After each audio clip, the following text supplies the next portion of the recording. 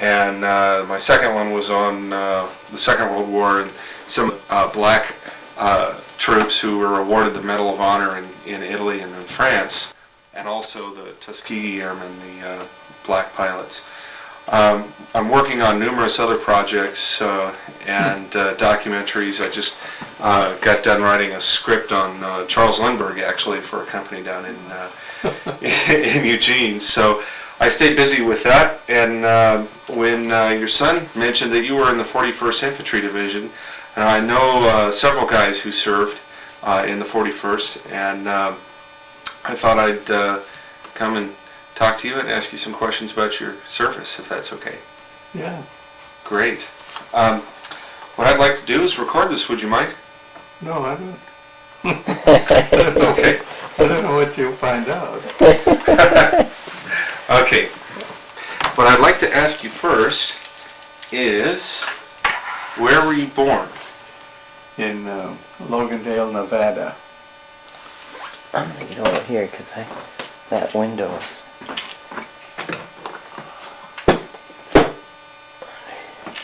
Man, those are beautiful flowers. And what year was it? May the 15th, 1917. So what did your dad do? He was a farmer and a bricklayer by trade. And were you born on a farm? Yes. Ah, okay. Yep. What kind of farm was it? No doctors. It was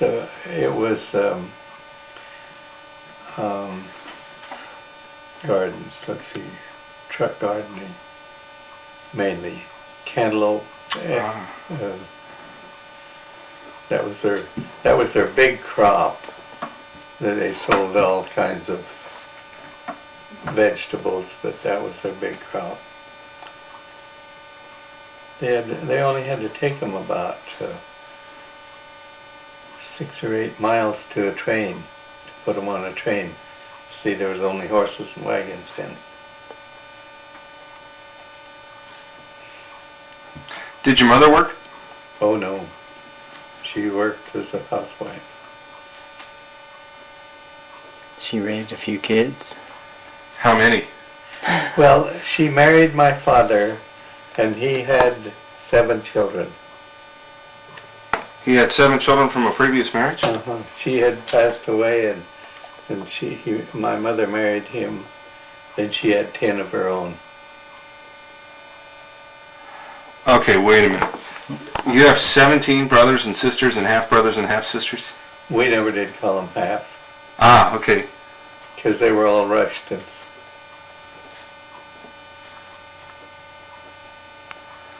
Holy cow, where did you fit in the mix? Very middle, 8 older and 8 younger.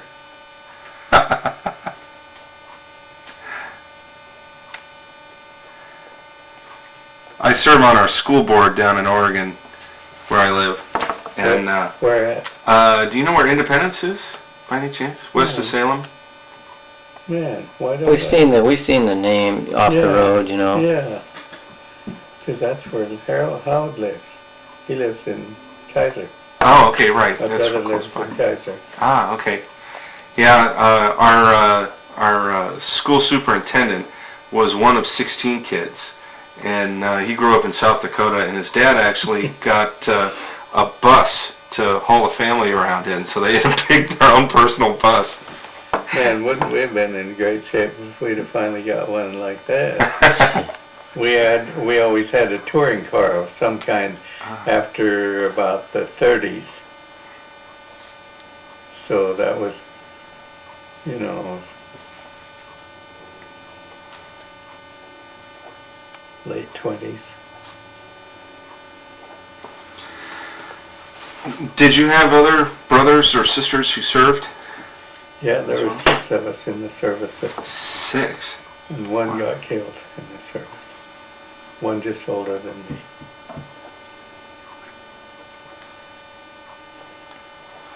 Can you tell me where your brother served? Well, I was in the Army. Ned was in the Navy. Who was next? Dud? Dud was in the Marines, Bill in the Coast Guard, Howard in the Army. Did Fred never serve? Fred? No, he had a broken leg when he was, someone dropped him when he was a baby and Oh, broke his knee and he never was able to get drafted. He had a bad leg. Still alive though. And who was the sixth? There was Clyde, Ned. Oh, Don older would've than been- me that was killed in the service. Ah, which branch? He was the Army. what was he? Oh, go ahead. He was here at Fort Lewis. But Oh, in the Army, he was in the, he was a Coast Guard outfit, but they had a mule pack, and they were headed for overseas with the mules. But he What- got over in Denver in training for up in the mountains, got killed in a snowplow accident. So he never wasn't killed in the, he was killed in the service, But not overseas. not in the war. was that with the 10th Mountain Division? No, 96th. Ah, 90, seems like 96th. Where were they heading to? Were they heading by chance They to were- China or No, somewhere? they were going to Europe when they went. wow. Probably to work in the Alps, probably. Your brother Ned, he served in the Navy? Yes. Was he in the Pacific then? Yep. Ah, what was he? He was over there by me, and we never knew it. Oh, really? Yeah, that was my next question, Uh-huh. actually. Was he aboard ship or Aboard ship all the time. what ship? I have no idea. And your brother Doug, is that right? Dudley. Ah, Dudley. Yeah. He was in the Marines, and he was in the South Pacific while I was there too. So was he in like the He Solomons? was like in Iwo Jima and in through there. Ah, okay. Wow. Bill was in the Coast Guard. He was in the Coast Guard, and he was mostly around here. He never did get out. And But Howard went to the Korean. He was in the World War II, and then he went to. No, he was just in the World War II. what division was he in? All I know is the Army. But he's pretty available. Did he serve overseas? Yeah. Or let's see, where did he serve? Man, you could call him in He lives right in Kaiser. Kaiser. Oh, You does could he? call him in Kaiser and ask him. Okay, yeah. Do that. Yeah. Yeah. He'd appreciate it. You'll have to call him after dark because he works till dark every night. Oh, does he really? Yeah, Yeah, he's a good guy. You'd really like him. Yeah. All right.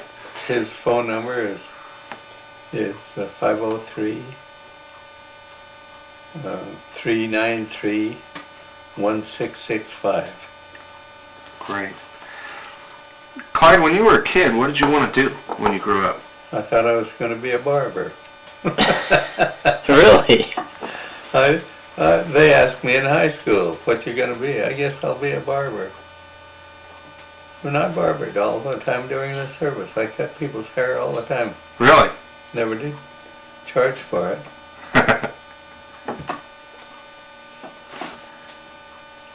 When did you graduate from high school? Well, I probably graduated after I got out of the service, but I graduating class was 1935. And I always go to the reunions. I didn't this year because I was, but man, what was that? That was 60 years. 65, wasn't it? Yeah. 65 years. Yeah. What was the story about your graduation? Tell him why you couldn't get your diploma, or Oh, the reason I never did graduate is because we moved from Utah to Montana, and I never did go back to school. Man, I got to making money, and it was more important. during the First during the paycheck, well, I got $16. Really? Where were you working? It was shocking corn for a farmer. Ah, So what was the story about the 25-cent fine? You know, that Oh, I always had this illusion or this Oh. story that you couldn't graduate from high school because you had a no. 25-cent library fine that no, when I was taking some typing, I got so I could do 40 words a minute. Oh yeah? And I couldn't pay the $25 fee for my paper, 25-cent fee for my paper, and so they dropped me out of the class. Oh, 25-cent fee. 25 cents. Wow. But my dad always had money. I don't know how come I never got that. He always had $1. He carried a purse like this, like that, and he always had money in it. really? Yeah, he had 50 cents for something for everyone.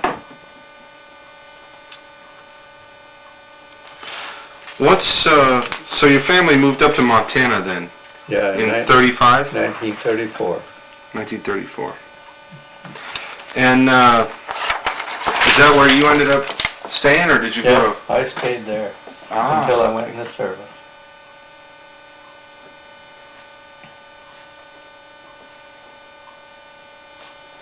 what did you do? Well, I was mostly farming with people. I farmed with several different places. I farmed in Shoto, Montana for a guy for a year, $40 a month. And I sent 30 of it home to my dad and mother. And that was in 1936.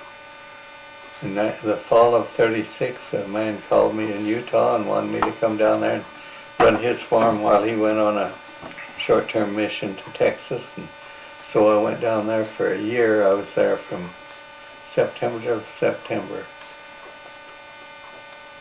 And I farmed his farm, $40 a month, and sent 30 of it home to my folks. Wow.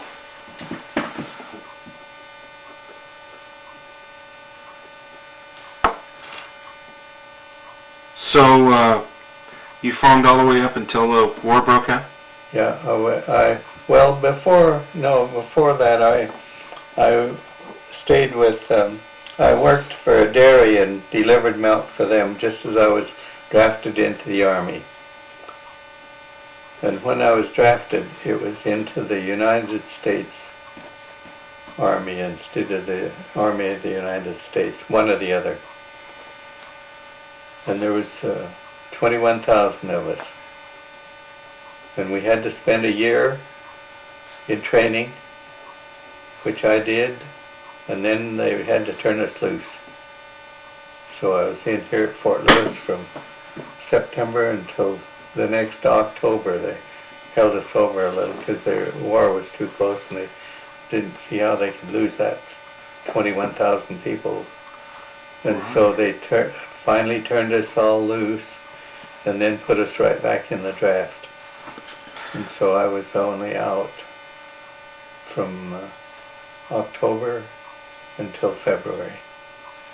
So you got drafted in 1940, is that right? I volunteered, but I was on that conscription thing that said you had to go and then see what we did. I was supposed to go for a year and do my service, come back and take the other guy's place and him go for a year. That was the plan of that army, that thing. That's why they turned us loose. And then they changed the whole program after that. Right. Because the war was at hand. So you actually got into the service before the war broke out? Oh yeah. Okay, so... Yeah, he did I a got a year. whole year before. And then they let him out. Right. They let me out, and in between I worked for the railroad here in Tacoma. Ah, okay. So you volunteered in 1940 after they started the draft then? Uh-huh. Okay. You were out in October 41? Mm-hmm. Just about the time this bridge went down out here. Sunrise right. Bridge, Galloping Narrows? Gertie. and I was here. Wow. Working at the Railroad. station down there. I was a train announcer. Train 459, Seattle, Puyallup, Auburn, Kent, Seattle. Really? So how much did you make a month at that? Well, I think we was making about $2 and close to, maybe it's only $1.50 an hour. Yeah, because I went in the service, and when I got out, 3 years later, I had 3 raises, and it still wasn't $2. Wow. So let's talk about when you first went into the service. Where did you actually get mustered into the service? In Great Falls, Montana.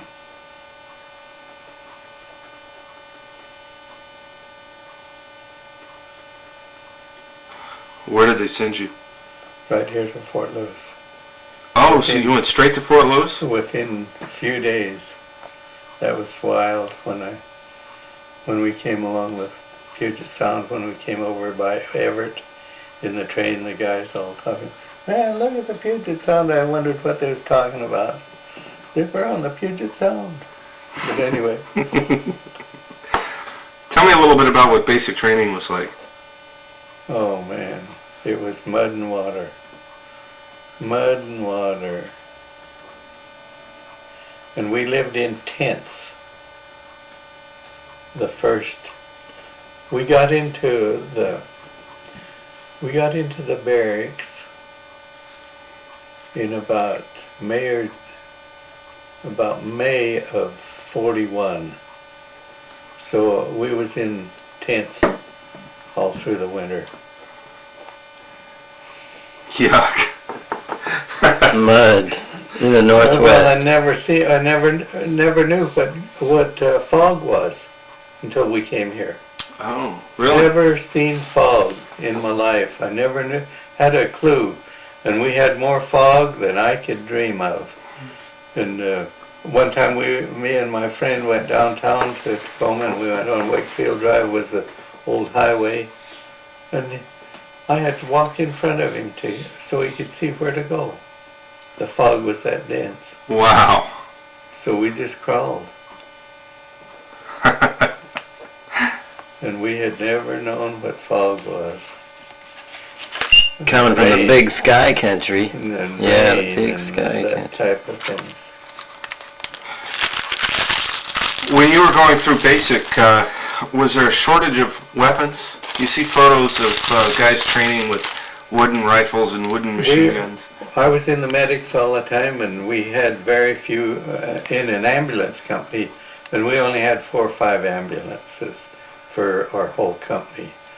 We later got a few, but never to full strength. But we never had guns. What did they train you to do as a medic? I mean, what was your specific assignment, and how did they prepare you for it? Well, they just trained us in classes and all as to how to take care of people when they were wounded and the likes. And we had trucks to take ambulances to take them in. So when we got to New Guinea, you know what our ambulance was? Our feet. Yep. Yeah. Clyde, did Rob tell you? I don't know if I told you this, Rob, but my grandparents met in a medical evacuation hospital in Europe. And my grandfather was a head trauma surgeon in the hospital. My grandmother was a nurse. And they went ashore at Utah Beach right after the landings, lived in foxholes and got strafed and shelled, the whole thing, and went all through Germany with the Third Army and ended up treating concentration camp victims. Mm-hmm. So, and my aunt was a Navy nurse who ended up marrying a Marine who had served on Iwo Jima. So there's a strong medical connection in my family with World War II. Oh, yeah. So, I'm curious to see the sort of medical training you received. Obviously, penicillin hadn't been invented yet. Oh, no. So, what would you do? Iodine was the biggest thing. Iodine. Iodine. I remember when I was right down in the foxholes, and I was a supply sergeant at the time, and I mixed some iodine for some guys, and oh man, if they'd have used it, it'd have killed them. It'd eat them up. It was so strong. And I never dreamed at how concentrated I had that stuff. And I had the real stuff and was mixing it for them to use. Crazy. Did you use sulfur or sulfa? Sulfa, yeah. Our main thing for we had to take all the time was quinine for our malaria stuff. Did it turn everybody yellow? Oh, sick and yellow. Oh. But before we came home, they'd invented Atibrin. Atibrin. I once. A little yellow pill, and the other one was a great big yellow pill. Oh, really? I once read that one of the reasons why they went to Atibrin was that the supply of quinine was something that the Germans had a market on, or had a monopoly on. So the pre-war stocks of quinine gradually gave out during the war. So they had to switch to They had to Atibrin. invent something. Huh? Right, exactly. Now, when you were actually treating wounded, would you bring them back to an aid station or to a field hospital, or how did the mechanics of that work? I mean, We brought them to an aid station, aid station. and they were, from the aid station, they went to a field hospital.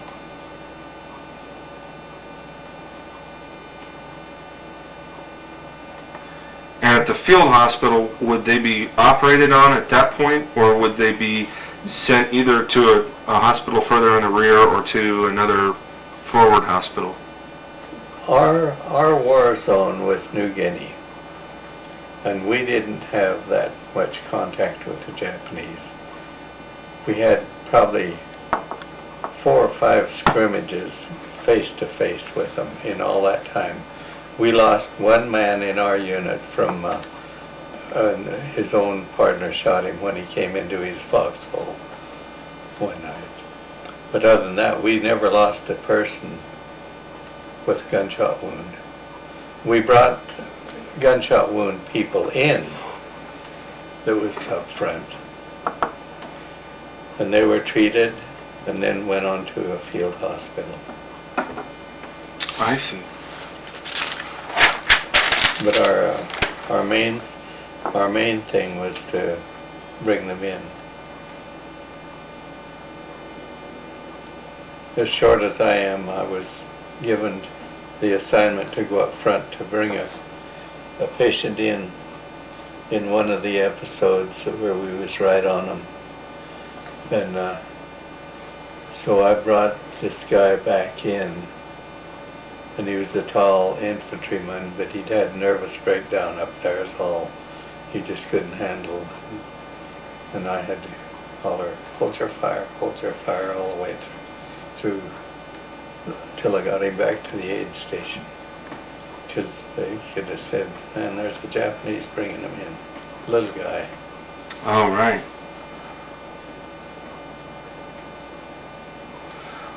Just to back up a little bit, where were you when you heard the news of the Pearl Harbor attack? In the downtown. The station. The station at the railroad station. That Sunday morning I was on duty. Man, could you believe all the women? Why aren't you out there fighting? Why aren't you volunteering? Getting out of here, get out of here. I said, they know where I am.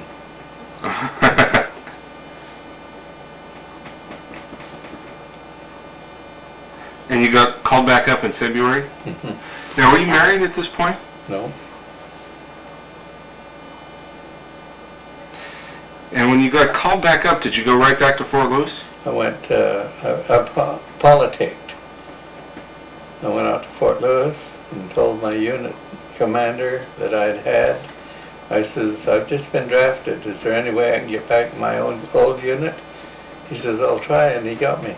Ah, okay. And So I didn't have to do any more training. I was all ready to go. In 1 month, I was overseas. And in that time, I got married. oh, before you went overseas? Mhm.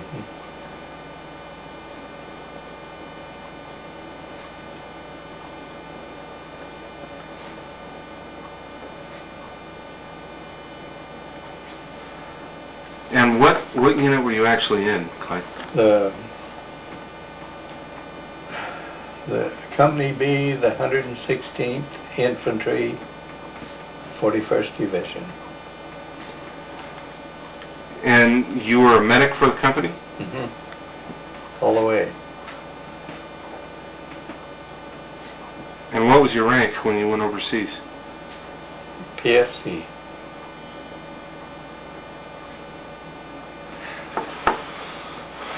I have talked to other guys who are riflemen, and one of the things that they mentioned was before they went overseas, they had a certain measure of contempt for the medics, but that obviously changed 180 degrees when they actually went into combat and the medics were out there saving these guys' lives. Before you went overseas, did you feel any of that amongst the guys who were in the rifle companies? Well, not that I can rightfully say, because I had friends in the infantry that I came in the service with, and we were all buddied across country. I came in through the National Guard, and the old Army didn't have any respect for us at all. That was probably the biggest thing. They just thought we was something else. Did you have any conscientious objectors in your... Yes. Tell me about that. Well, we had one boy that was, his name was Meeks, and he was from over in Oregon someplace. But he wouldn't carry his rifle, but he'd carry the patient, and so I'd carry his rifle, and he'd carry the patient. But he was I don't know whether he was a Seventh-day Adventist or what, but it seemed like, I don't actually know. That term I've never heard of, a conscientious objector. Mm-hmm. That's a... Somebody who will not participate in combat, but Okay. would participate in some form of national service, and a lot of them became medics. Okay. We had 3 homosexuals that I didn't know about until after, and they were all medics. They worked in the head office, all 3 of them. Really? Crazy. Did the company commander know about them? I don't know how he could have helped it, because they wasn't in my company. They were in headquarters company. Ah, okay.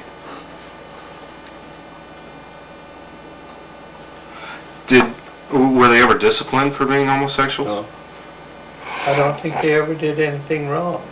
I don't think they ever, it was just understood that they were, and they did whatever they did.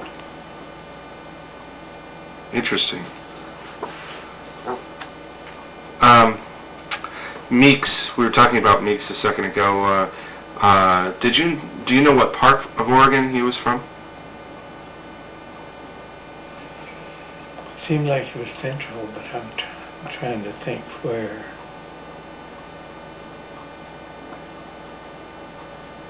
It was someplace. It wasn't Lebanon because we had 2 or 3 people from Lebanon in our outfit, but he wasn't from there.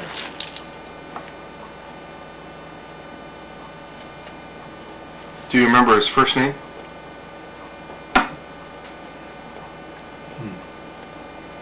I thought I could a minute ago. I thought his name came up, but I don't remember it now.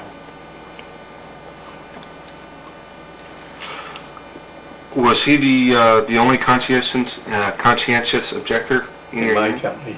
in your company? Interesting. How did the other guys react to him? Was he treated just the same as everybody else? Just the same. There was never anything different about him. Nice boy. He just was a conscientious objector. Was all we took it as. But our war was probably different, and it could go on like that. Cause see, when we got into the action part over in Buna and Gona, which was right down to the very start of the war, we had to be trained to have rifles, because those patches on our arms were just targets. So we had to we trained with a carbine rifle. It was a real small one, nothing like the M6 or the big rifle anyway. So was it the M1 carbine you were trained on? Probably. Ah, Little okay. teeny one. The other guys laughed at us after we came back from overseas. Couldn't shoot far enough to hit anything. Well, I imagine Carrying a gun. it must have been a decent weapon in the jungle, though. Well, it probably was, because everything was right there. Yeah. And Within feet. you're right against them. Yeah. And the carbine was pretty light, wasn't it? Oh yeah. And could it fire full auto? Uh-huh. Oh, okay. Yeah, you could burn one of those barrels up. Really? In target practice. Wow. How big was the clip? It wasn't that big. It wasn't a big clip. Just So, a small clip. Like 6 or 7 rounds, something like Yeah. that? So a month after you got into the service, it's March of 1942, you're newly married, Newly married and the 41st ships out for New Guinea. for New Guinea. We went right here in Fort Lewis, right over here on the railroad track. We got on the thing in the evening, and I don't know how long it took us to get to San Francisco, but we loaded on the Queen Elizabeth in the middle of the night, and 8 o'clock the next morning we was leaving the dock. Just like that. Really? I'll show you the spot too, when we go out. Great, I'd love to see it. This is kind of an interesting story. My friend Bill Rooney was in the 41st when it was, in 42-41. He drove a truck in a anti-tank company, and they had gone down to California for maneuvers in the summer of 41. Yeah, And 100-legged. yeah, right. And afterwards, he got out, and he got out just before Pearl Harbor, and he was intending to go up and join the Royal Canadian Air Force. And maybe he was in that same Army of the United States like I was. Oh yeah, I'm sure he was. Because we got out before that. Right. So as soon as the war ended, as soon as the war started, he went down and joined the Army. He didn't want to get back into the 41st. He wanted to get into the Army Air Corps, which he did.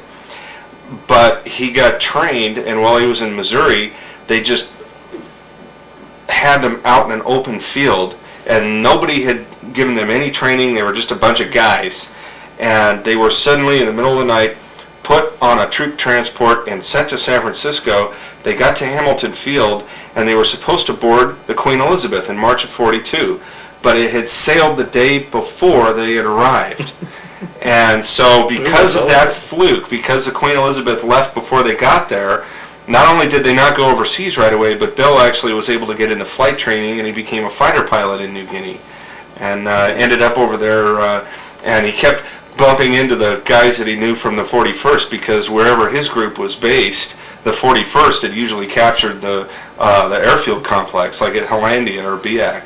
So he was able to see his old buddies from the 41st. But yeah, Hollandia was a great landing place.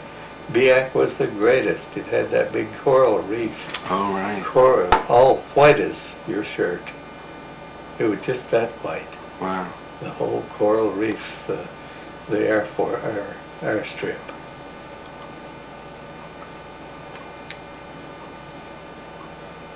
And those airplanes strafed that. They'd strafe it, and you never know. They knew where we were, and they was gone before we could. There's no way you could hit them. They just came in so low, and they were gone. Oh, the Japanese planes? It was the 26th. Our planes would strafe them. Oh, right, okay.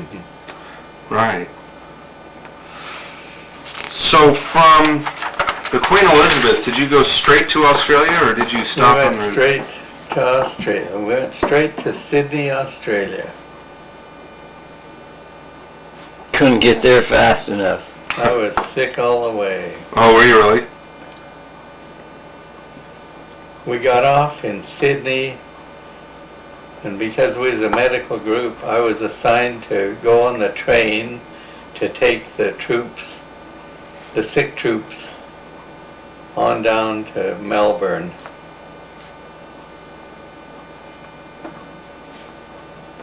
I wasn't alone, but I was one of them. What do you remember of that train ride? Not very much. Not on that one especially. We just went, did what we needed to do. And then we went to Seymour, Camp Seymour. And it's about 40 or 50 miles out of Melbourne.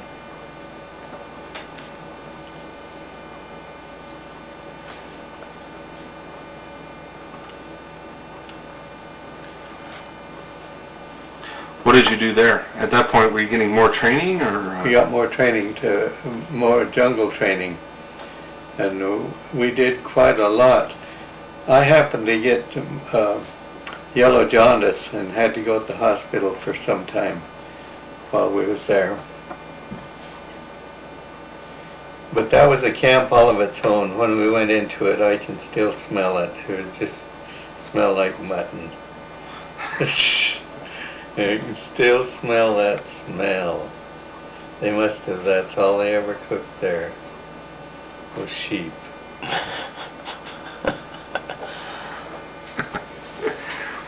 What did your jungle training consist of? Man, I can't remember a lot of it, only they told us we were jungle training. That's all I could, just trying to survive, I think. Survive in the jungle. Was there a jungle around Seymour where you actually trained, or? No, because that was in March, and down there it was the fall of the year, and it was cold in Seymour, down at Melbourne area. But we was only there about 3 months, and then we shipped up to Rockhampton. Man, that was a trial and a tribulation to ship. I wonder, I think back, and I've been back to Australia twice, and I look at those railroads and I think, man, how did we do it? Because the trains were all open. You know, there was no need to have them closed. It was hot weather all the time, because we were up in the, almost into the, what? anyway, the hot weather all the time. Like the equator? Yeah, Yeah. too close to the equator. Now, That trip was worth whatever. Well- We'd go so far on the train and then stop at some bivouac area and have a sandwich. And then I don't know how they got it, so they had someone running ahead or something, and they'd feed us again at night. But almost everyone had the GIs. And there was no way that they could take care of GIs in a train. So they all just let it go out the window. No windows anyway. An exciting trip because we was inland enough that the emus and the kangaroos were running just like, oh, it was beautiful to see how they did. You want to excuse me a second? train trips, especially from Sydney to Townsville, they recall the train moving so slowly that at times they could just jump out and jog alongside the train. Well, it seemed like it was that slow, but it may not have been. It may not have been that slow, but it seemed slow because I remember just shunning my old bear out the window and let fly. Nothing. No, there's no homes or anything in the area. We was around the country. That railroad track was really out. I didn't remember seeing very many homes in that whole trip. That ant, he wanted to be done. He just keeps coming back. It's Yeah, they he's always off of this flower. glad. Oh, I see. Oh, so it's more than one. Okay.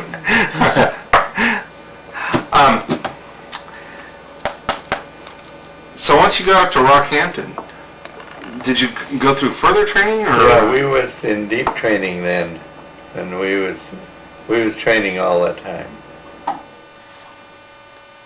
And I think it was mainly, what the heck would you call it? Just survival. Learn to be survival in that type of a area, because New Guinea is on the equator almost. When you were going through this training cycle in Rockhampton,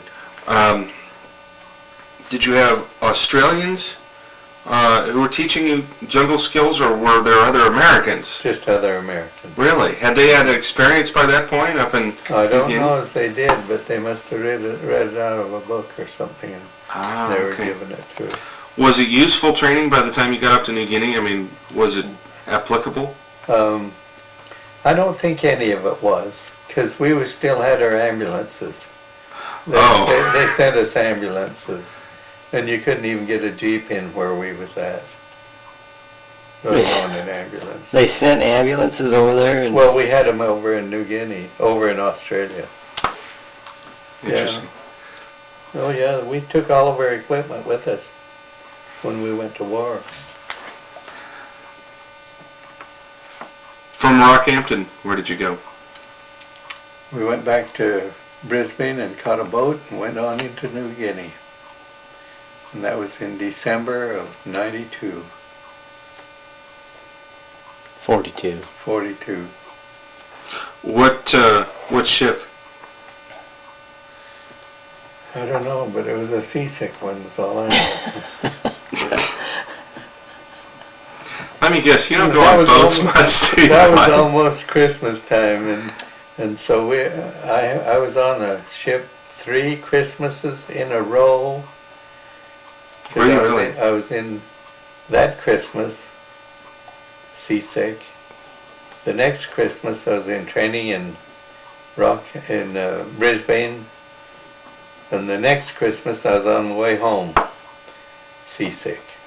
3 Christmases in a row, seasick. No wonder we didn't get any presents.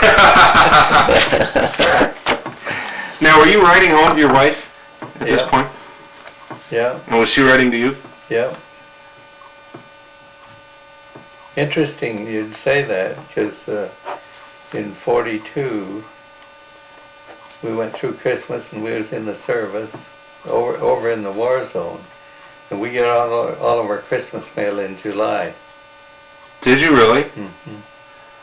I was that far behind. And you talk about food, we didn't have it. All those little individual cans of belly beef. We had that. There were ships came in when we'd get out of a battle, and once in a while they'd bring us some fresh bread. And then once in a while we'd get a big roast of beef. Other than that, we never got food. We never got anything.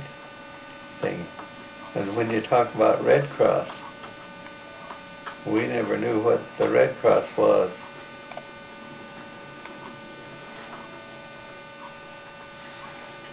At that time when I was in the service, or when I went over into the war zone, my oldest son was born, and I tried to go through the Red Cross to find out anything about it, and I couldn't, and she was in a mental hospital for 4 months. So I never got anything in that time, you know, for quite a span there. I heard from all the family, but not from her.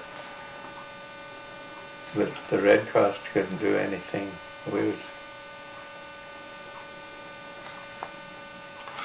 So why was she in a mental hospital? She'd had a breakdown after she had her first child. Why? What triggered it? Was it just the fact that you were gone? Well, we've never learned what. It might have been a bipolar thing. Ah. Because she had it all her life. She had a rough childhood. Oh, really? She had a Yes. rough childhood. She had raised different. We have no idea what caused it, or, you know, and they didn't have treatment for it then. And so they just put them in the hospital and let them fight it out with each other. Oh, that is just horrible. She came out of the hospital one time when one of my sister-in-laws and her mother went to see her, and she didn't have any hair on one side of her head. Someone had pulled it all out. You got in my a gosh. fight. And this was, did you know that, did your Oh. family write to you and tell you where she was? Oh, yeah, I got to know after it was over with. She finally got out in 4 months. But it was all kind of, man, nobody's answered. During that period, there was like 4 months there then that you didn't receive any mail? Well, it was probably closer to 6, Wow. just from the family. Mother and sisters, sister-in-laws. Jetta was the one that told me about it, Really? having a son. It was 2 months after he was born before I knew it. Really? He was born in December, and I didn't learn about it until later. Hello. Hi. Remember? December 1st, in 42. Which son? Clyde Jr., the oldest.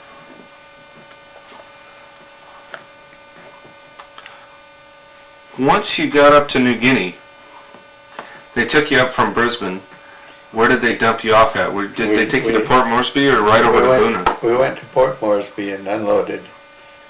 One of the boys he'd brought a dog along that was a mascot. And the dog wouldn't go to the bathroom in the boat, and we was on there for a whole week. When the boat stopped, he jumped ship, and no one ever found him. Never seen him again. Really? You're kidding. Never seen him again. Big shepherd. German Shepherd dog. Nice old guy, but.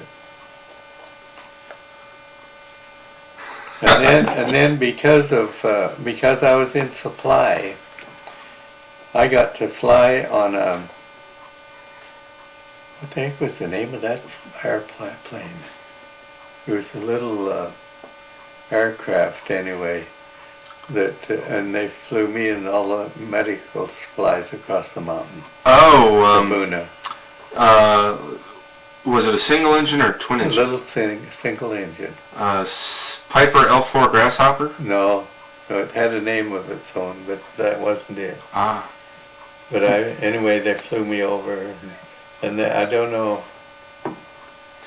I was the only one they flew over. Everybody else went on ships, and they went on Dutch ships, and they went around and came in to the Bunagona area, and even the old sailors got sick on that. Oh, really? Yeah. It was so rough on the Caribbean Sea. And so I was lucky that I got to fly. So you got into the airstrip at Buna, or did they land you? In Buna. Okay. There was another airfield nearby that was built a short time later called Dobodira. Dubador. Yeah. Did you ever fly out of there? No, that was the only flight I ever took. Oh, okay. Tell me a little bit about the Buna area. We were a wipe-up because the 32nd Infantry had been in and done the war part, and we was a wipe-up.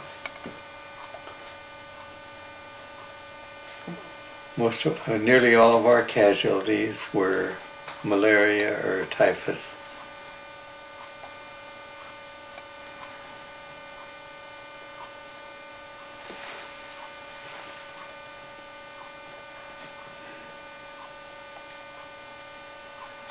How did you treat typhus cases? Most of them died. Really? Yeah, they were non-treatable. We had one boy that got typhus, and he was a guy built like you, only shorter. And when I saw him in the hospital, he weighed about 65 pounds. And I didn't think I'd ever see the guy again. But he evidently killed the disease. And I met him in Salt Lake City, probably 15 years later, run onto him. And I says, "Man, what are you doing here?" Because he'd already got, and he was a statesman for the state of Idaho at the time. Really? Yeah. But I didn't think, he was unconscious even when I went to see him. A friend, What was his name? Huntsman, Dean Huntsman.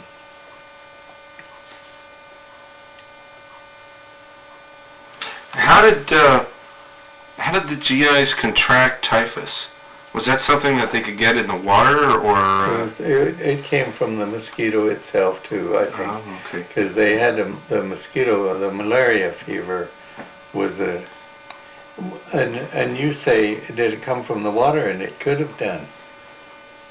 Because we was in a bivouac area, you know, the trees had all been knocked down by our Air Force. But we was in an area, and one of the guys was digging him a hole for his water because we had no water supply, and they dig their own. We was that close to the water that we could dig our own, run into a helmet, of a Japanese helmet, so we could probably, it came from contaminated water. Did you boil your water before you drank it? I think we must have done. Yeah. I don't think we ever drank water without.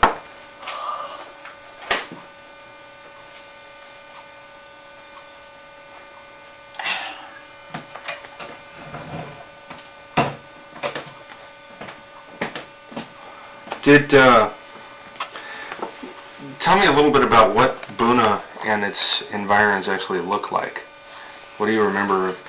Just And a how they were straight, living? a straight jungle, and we didn't have enough. There wasn't even enough roads or anything to have vehicles. It was nearly everything walking. There might have been 2 or 3 jeeps, but I know well, it wasn't in Boona and Gona, but it was up in Itaipi area that we had a few more jeeps. But in the Boona Gona area, we was straight jungle. Wasn't there a mission? Yeah, there was something there but I don't know. We didn't have any reason to know anything. We got paid. Our pay was guilders? What was that? Dutch guilders, was it? Really? I think that's what they called it. Did you have native? Yeah, we had contact with natives all the time there. Were they? Did you employ them as? Only just. They just came and we'd give them. Some of the guys would give them cigarettes or something. It was the only employee. Give them a can of Billy beef or something. So they weren't hired as bearers for No, carrying supplies and stuff. no.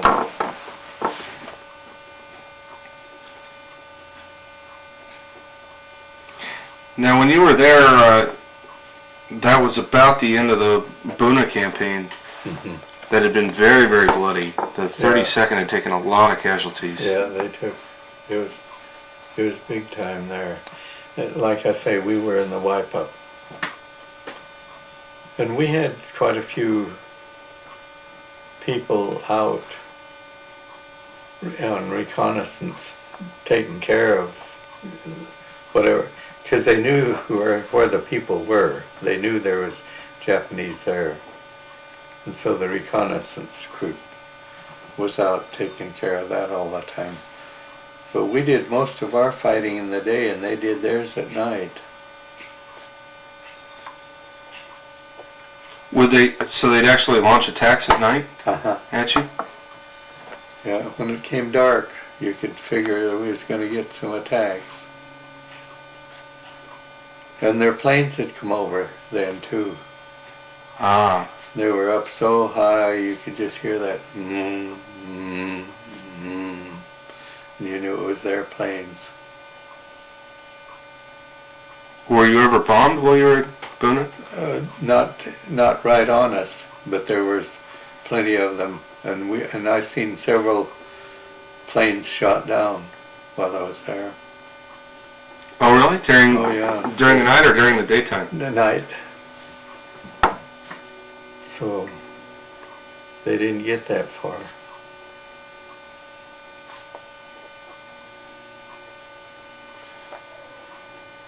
Come down in a blaze. So, what kind of living conditions did you have? Were you in tents or in foxholes? We had foxholes mostly, but we did carry those little parental tents just for one guy. And we laid on the ground. And that's why they can't get me to go camping yet.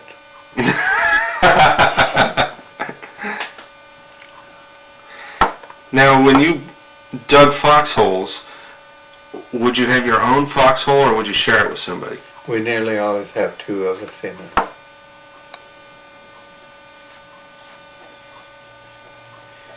And we were so close to the tide. When the tide came in, we was underwater in Boona and Gona. So what good was that? Having a foxhole with a... Well, when the tide went out, Yeah. it was all sand and dried out quick. Because you're hot. It was hot, hot. So you'd be trying to sleep in these foxholes at night and the tide would creep in and you'd get soaked? Then you'd get up and lean against a coconut tree to sleep. Huh. at this point, was this the first place where you actually came under fire, Clyde? Do you remember the first time that happened? Well, it probably wasn't there. It was probably up at Itapi. It was the next step we went, Ah, okay. uh, Right. where we went under fire. Tell me a little bit about the jungle. I mean, one of the things that the guys that I've interviewed who served at Dobodura, who are based there, they talk about every morning getting up and flipping over their boots and knocking them together because usually something would have crawled inside during the night. So, I mean, scorpions or centipedes. Tell me a little bit about the hazards of living in the jungle in a hole in the ground. The only thing I don't ever remember doing worrying about anything like that as much as I did about some of the snakes that they had. One time we pulled out a 16-foot snake, and he wasn't any bigger than my thumb and dark green, but he was a snake. Oh And my he gosh.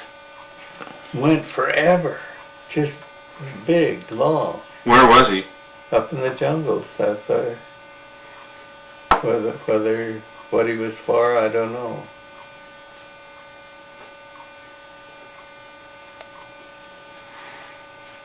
Were there other things that were dangerous? Our guys were all venturous guys, and they tried to make their own hooch, and they'd find all the stuff that they could to make their rotten wine and stuff. And they'd trap for wild pigs, wild boar. They caught one, and man, they couldn't hardly eat it when they got it. Oh, really? Feel that it was so tough. Tough as iron almost. But it was fresh meat.